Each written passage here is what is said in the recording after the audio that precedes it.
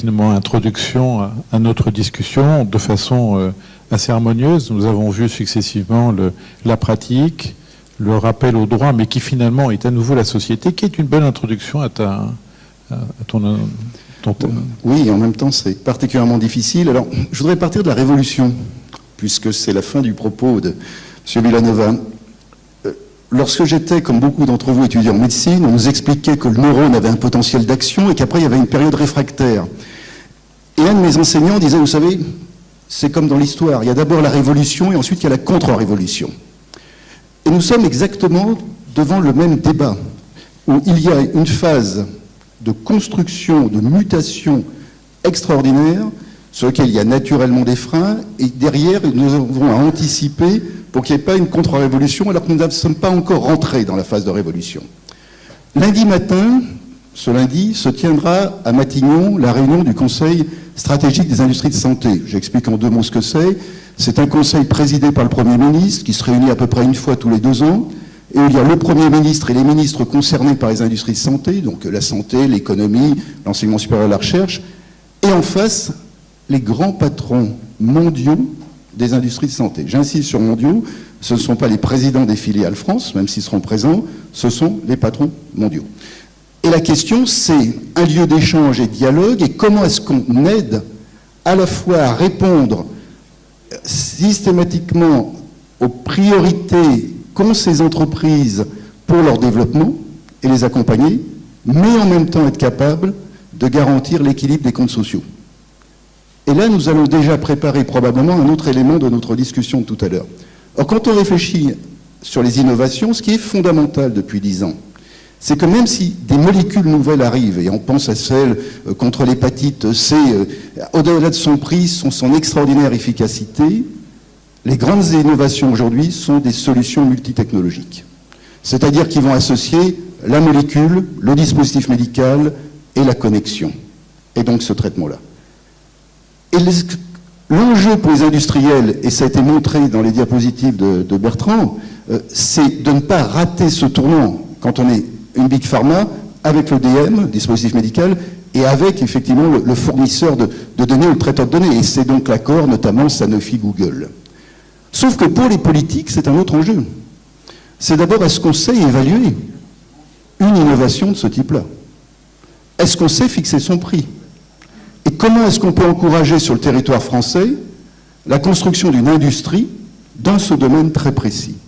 Donc ça, ce sont véritablement des enjeux politiques majeurs pour un pays, car il ne faut pas oublier que si la France perd demain, ce n'est pas le cas, mais devait perdre ses industries de santé, ce qu'elle perd, ce n'est pas uniquement d'innovation, ce n'est pas uniquement des emplois, c'est aussi de l'indépendance sanitaire face à une grande pathologie émergente qui pourrait être là demain, et notre capacité à prendre en charge la santé de la population. Alors maintenant, Dr Google, par rapport à Dr Hubert, nous avons bien compris, Dr Google, c'est le docteur qui a les informations, qui a les données, qui les traite. Alors qu'est-ce qu'il en fait? Ce qui nous a été montré aussi, c'est qu'il est capable assez vite de savoir s'il y a une épidémie de grippe quelque part, nonobstant le traitement des données tel que cela a été dit.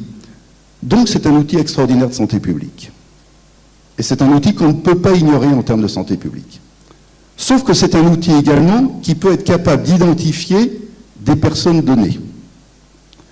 Or, dès qu'on est dans de la collecte de données personnelles, dans l'enregistrement de données personnelles, dans la conservation de ces données, dans la consultation de ces données, dans la communication de ces données, on est dans le domaine de la vie privée, ce qui a été dit en partie. Or, le respect de la vie privée, en France, bénéficie d'un principe constitutionnel. Et est-ce que cela, si on pousse à l'extrême, a encore du sens? On peut se dire très bien, sauf qu'on n'est plus qu'au niveau hexagonal. On est au niveau planétaire. Aujourd'hui, seule la loi, en France, peut encadrer dans le respect de la Constitution les modalités de traitement de données personnelles. Je dis bien, c'est la loi, uniquement. Et là, avec Google, nous pouvons être dans un cadre où cela peut se passer totalement à l'extérieur de notre territoire, ce qui est le cas, sur des données de personnes résidant sur le territoire français et permettant de les identifier. Donc là, c'est déjà un premier enjeu pour le politique et qui dépasse simplement le législateur français, c'est d'être capable d'avoir cette vision qui devient une vision planétaire. Quant au docteur Hubert, Les exemples ont été frappants. Nous avons tous en tête, pour des raisons d'actualité, la querelle majeure, pour ne pas dire la guerre, avec les taxis. Mais Uber, c'est quoi, l'ubérisation? C'est cette capacité qu'il y ait d'un côté un fournisseur de services et d'un autre côté celui qui va accueillir ce service. Et à la limite, mettre en relation celui qui veut un véhicule avec celui qui est prêt à lui mettre en contact de ce véhicule, on pourrait se dire pourquoi pas. Sauf que l'étape d'après de l'ubérisation, et ce qui a été dit, c'est que ce n'est plus un professionnel qui fournit le service. Et dès lors que ce n'est plus le professionnel qui fournit le service, chacun peut devenir chauffeur de taxi, avec d'ailleurs les conséquences économiques, sociales intéressantes qui ont été décrites par rapport au chômage dans certaines régions de la région parisienne. Vous pouvez être, chacun d'entre vous peut être hôtelier en mettant à disposition à son logement, ou peut-être loueur de voiture. Et la question, c'est est-ce que chacun peut être professionnel de santé?